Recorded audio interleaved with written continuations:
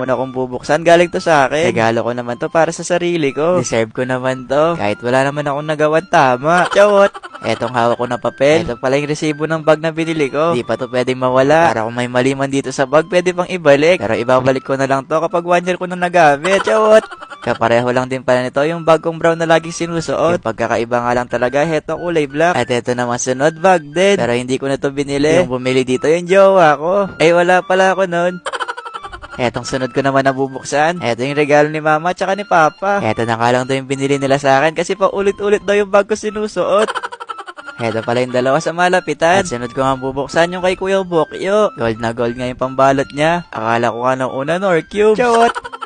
Pero yung box nito parang pang wedding ring. Balot na balot nga, parang ayaw pa magpabukas.